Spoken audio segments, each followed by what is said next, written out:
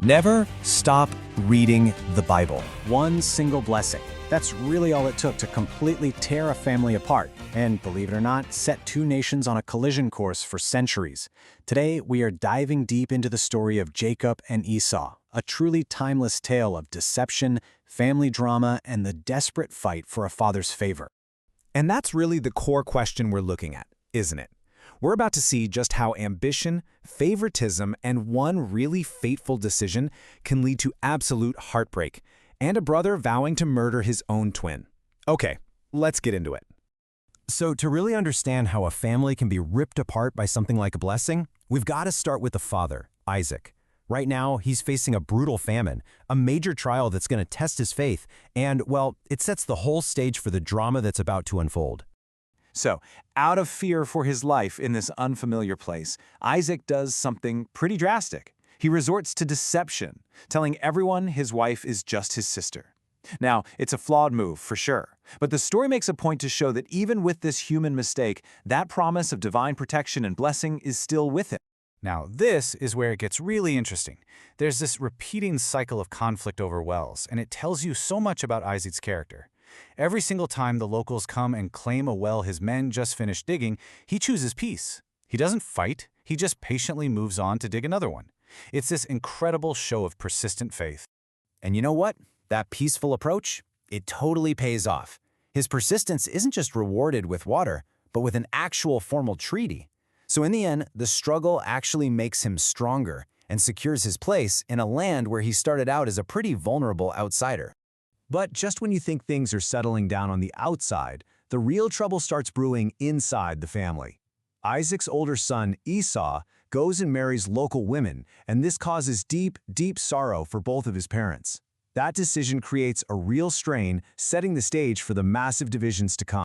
So those seeds of conflict have been planted, and now we're going to see them sprout. Isaac is old, he's frail, and he thinks he's on his deathbed, so he prepares to do the most sacred thing a father can do, pass on the blessing of the firstborn. Isaac calls for his favorite, Esau, the hunter. And the request is pretty simple. Go hunt some game, cook me a delicious meal, and then you will receive the blessing. The one that will give you authority, prosperity, the whole shebang as the new head of the family. But someone is listening. His wife, Rebecca, overhears the whole thing, and she has always favored the younger son, Jacob. So she comes up with this incredibly bold plan.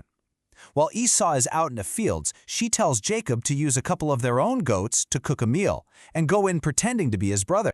And this wasn't just a simple lie. Oh no, this was a full-on production. Rebecca dresses Jacob in Esau's clothes and, get this, covers his smooth arms and neck with goat skins to feel like his hairy brother. The entire plan relies on fooling Isaac's senses of touch, smell, and taste. And this is the moment where your heart just stops. Jacob goes in, and Isaac is immediately suspicious. He says, the voice sounds like Jacob's, but the hands, they feel like Esau's. It's this moment of incredible doubt, but in the end, the physical disguise works. He's convinced. And just like that, it happens. Believing he's talking to his firstborn, Isaac gives that sacred, irreversible blessing to Jacob. He prays for prosperity, for power over nations, and for authority over his own brother. In that one instant, the course of history is changed forever. And the timing, it's just brutal. Literally moments after Jacob leaves, Esau comes back from his hunt, carrying the meal for his father. The deception is uncovered right away, and that feeling of joyful expectation just turns to absolute shock and horror. You can just feel the agony here.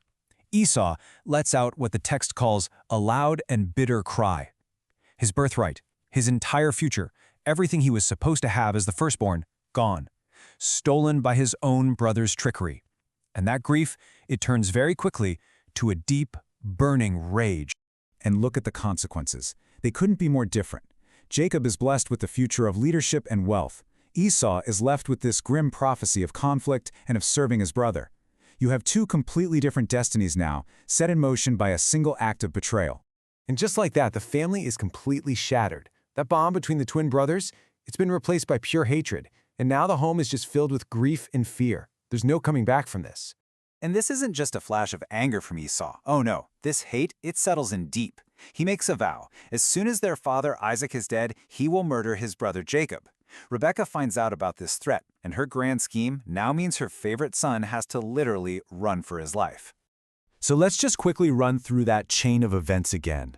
We started with Isaac's struggles and blessings out in the world, which then turned into a massive family crisis, all fueled by favoritism and deception. And it all leads to a stolen blessing, a murderous vow, and Jacob being forced to flee, leaving his broken family behind. All of this brings us back to that huge, timeless question. How much of our lives is shaped by some kind of pre-written destiny, and how much is determined by the clever, flawed, and sometimes desperate choices that we and the people around us actually make? This explainer was brought to you by the Center Studio.